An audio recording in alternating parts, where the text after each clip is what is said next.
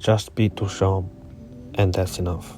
Duchamp believed that we already carry our own art in our daily and professional activities, and art made by art academies and art experts, such as artists, such as Picasso's kind of art that follows the path of painting, must be uninteresting and reactionary.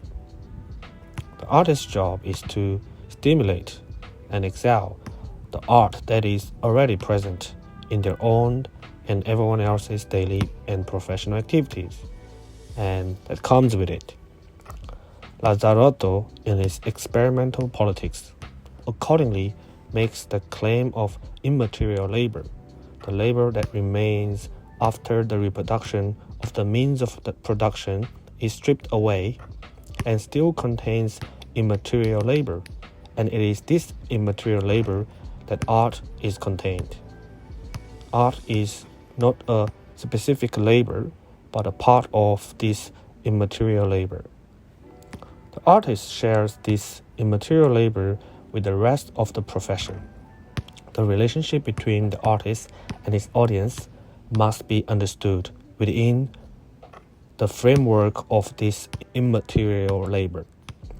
Duchamp said that there were 100 times more painters in 1960s than in 1910s. So we can say that there are 1,000 times more painters in the 2020s than there were in the 1910s during the modernist avant-garde. What to make of this now? Art casts new stakes in society, new bets, new themes. Artists speculate on the theme of public interest to build their own themes of expression. The artist then uses his or her artistic and manipulative skills to make the object. At the same time, he uses the object made by his art and technique, to sell for money. This is the technique that the artist learns from the art academy and the assignment that is handed in the regular exhibition. Duchamp believed that we must now that art today is already all this kind of thing. But what kind of art does the painter's professional labor bring with it? How can we help an artist to bring out in her own artistic labor the kind of art that comes with her? Art comes with every person's professional work.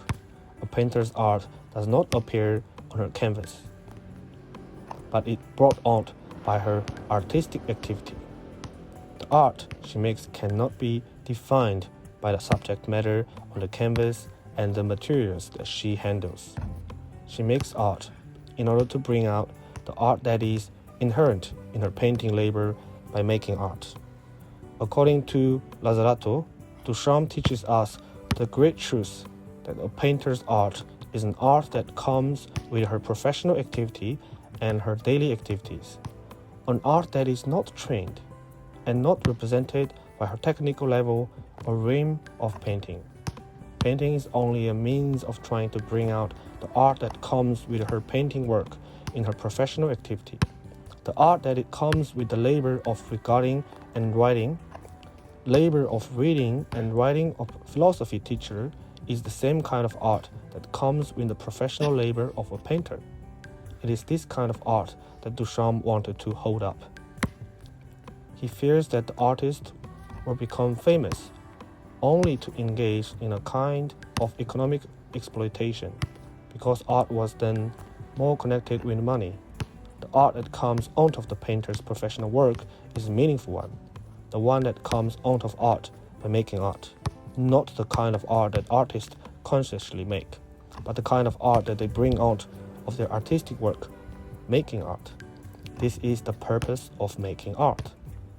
In other words, painting the subject, painting to explore the mythology of painting, all these are bring out the art that comes with her painting labor, not just to pursue the picture effect and its economic benefits.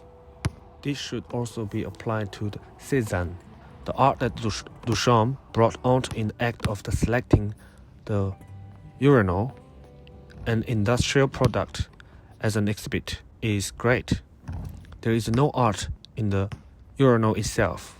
Duchamp did not give art to the urinal. Duchamp chose the urinal to bring out his own kind of art in the act.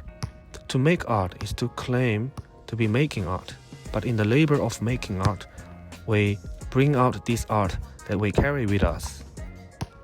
Lazzarato, experimental politics. In society, art is opposed to work. Kafka's Josephine, the signal of red people, is actually about Duchamp. Art and work are no longer separate. So, what to do? New systems need to be invented, stimulate simultaneously economic, political, and aesthetics. The latter's unimaginable in the framework of today's leftist discourse. Surprisingly, the most significant reproach about work comes from artists. Formerly Duchamp, and now these French landscape intermediates to skeptical. Duchamp, who did not believe in the eternal, essential aspects of art, said, "We can create a society that rejects art, as the Soviet Union almost did. It's not funny, it's an option that can be considered. The transformation of aesthetics, political and economic practices is a single assembly of the single problem, and work, art, and politics are all just different aspects of the perspectives of the same assembly. Economy, politics, societies, and art are all assembled simultaneously in the new practices we are beginning today, and cannot be spoken of as art or work in isolation." Lazzarato, in his book Experimental Politics, Deleuze, together with the Gattari, emphasized that our collective assembly of subjectification and creation is deeply ethically relevant. Since 1968, we have gone through a long sequences based on the exhaustion of a revolutionary political model that can be defined as scientific.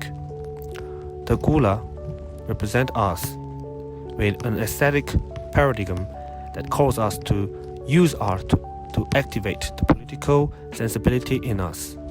But assemblies of opposition and the coming together of rupture and the remedy of ungovernability and self-governance have so far not found the war machine they need to be expressed, nor the statements that would drive them.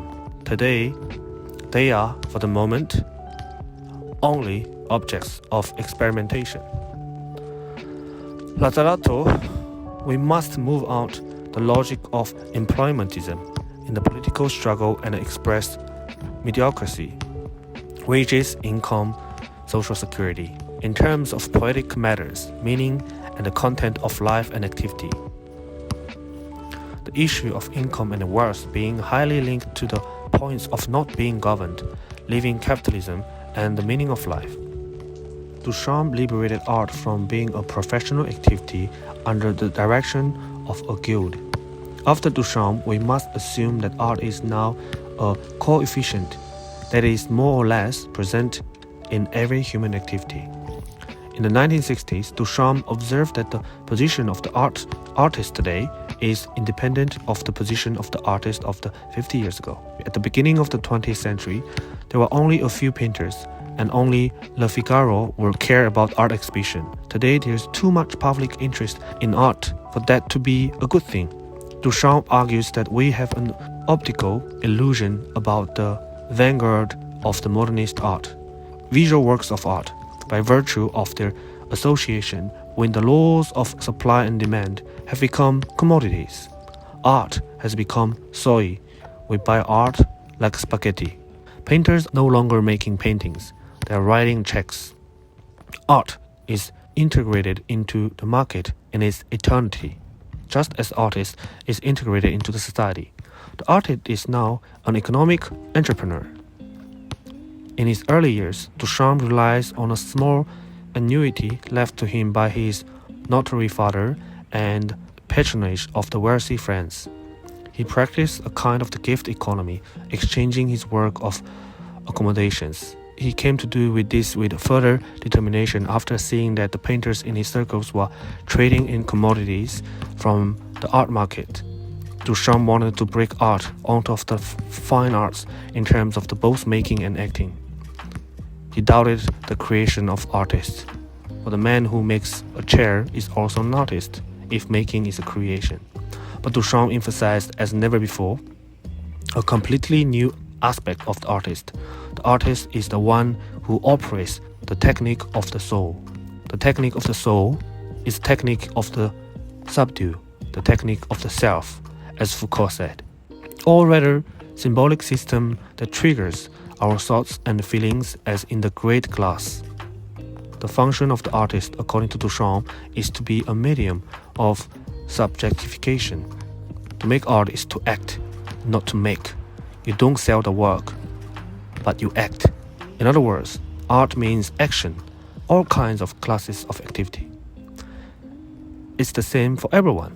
Duchamp believed that each of our activities is equal to all other activities, that all people are equal to all people. This is what Duchamp emphasized to us. Duchamp tells us clearly, the problem is not to get the public to understand art or to educate the public, but to constitute the enrich the capacity of each person to share action with all others. Duchamp understood that art was already a technical tool for the elite to govern the subjectivity of the people, and the art was supposed to help each individual to produce his or her own new subjectivity. In a 1962 interview in the Pierre Carbon, Duchamp once again rejected the title of artist, calling himself a breather, who was torn between the being a Jew and being a pussy.